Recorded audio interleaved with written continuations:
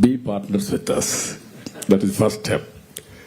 So that continuous dialogue, their strengths, their organizational skills, everything we can imbibe here. As a matter of fact, as you rightly mentioned, different views you expressed.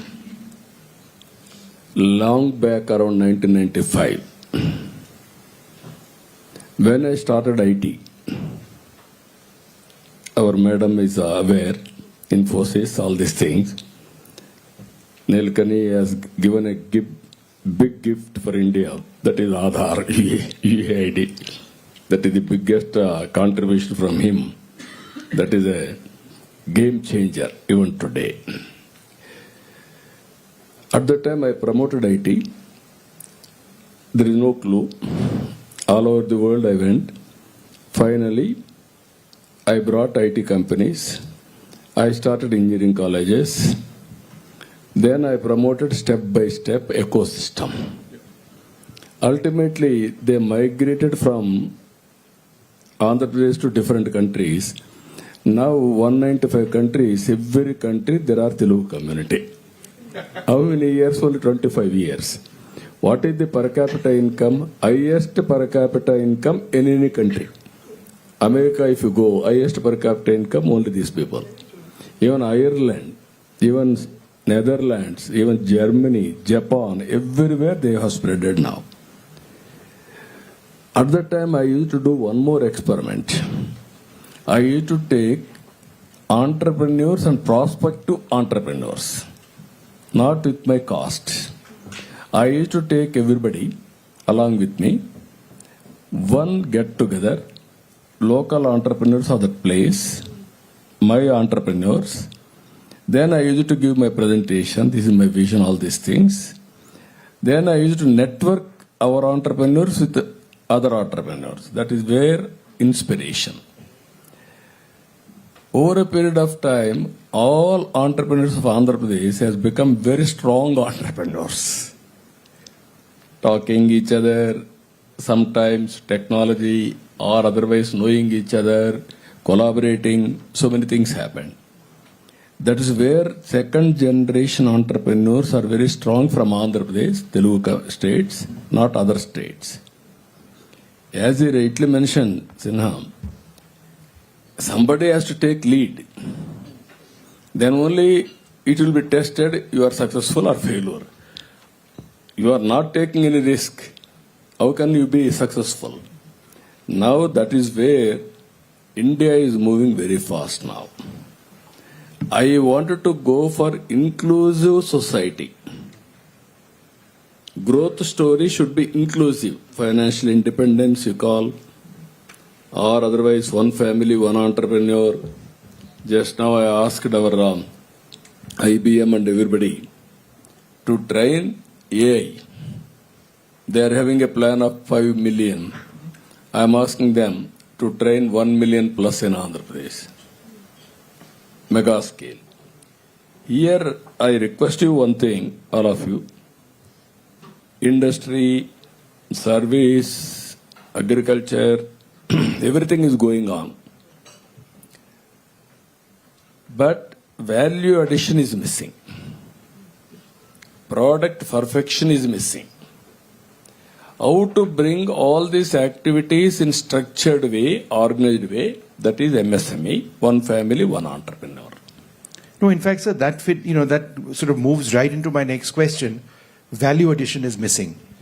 How do we define value addition? In fact, Sonia, that was my next question for you, because how does Salesforce measure and define metrics which actually look at business resilience and long-term viability? What's working and what's not? How do you do that? Yeah, thank you. Well, the first thing that comes to mind is a journey we've been on for a long time. Our philanthropy has been focused on education, and this conversation is really resonating with me because over the last 2 years, we've been thinking about reskilling and upskilling and how do we have to transform our own workforce at Salesforce, but how do we help others do that?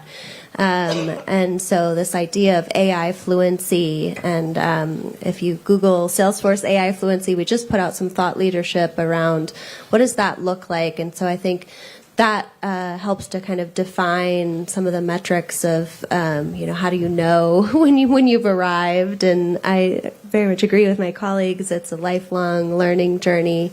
The other thing that comes to mind is true kind of classic definition of environmental sustainability. So for us, when we think about things like regenerative agriculture, or decarbonization, or clean energy transition, we do a significant amount of tracking on our own software of carbon emissions, clean energy produced, additional clean energy to the grid, fresh water conserved or regenerated.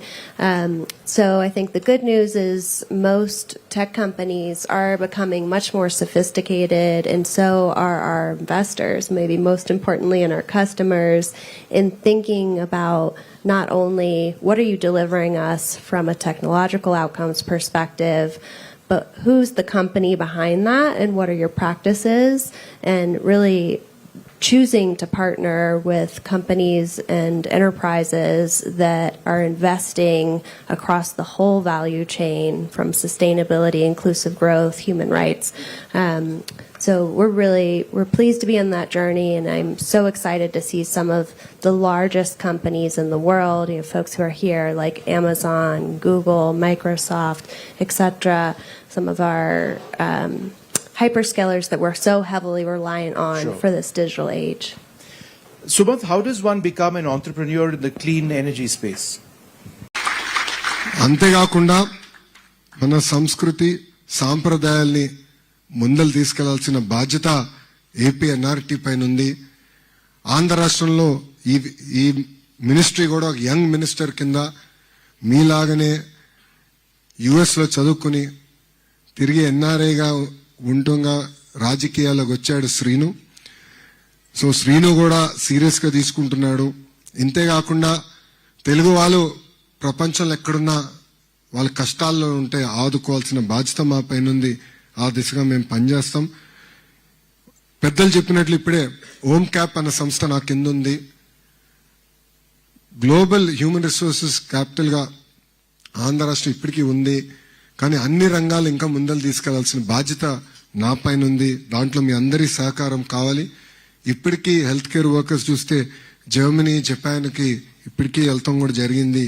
ముందు కూడా ఇంకా తీసుకెళ్తాను. కేవలం మీ దేశంలోనే కాకుండా మీరు మీ networks ఏర్పాటు చేసి ఆంధ్ర రాష్ట్రం గురించి, తెలుగు జాతిని గర్వపడే విధంగా మనందరం అభివృద్ధి చేయాలని ఈ సభాముఖంగా తెలుపుకుంటూ, వేదిక మీద మా ముగ్గురు యంగ్ మినిస్టర్స్ మా అందరి లక్ష్యం ఒక్కటే.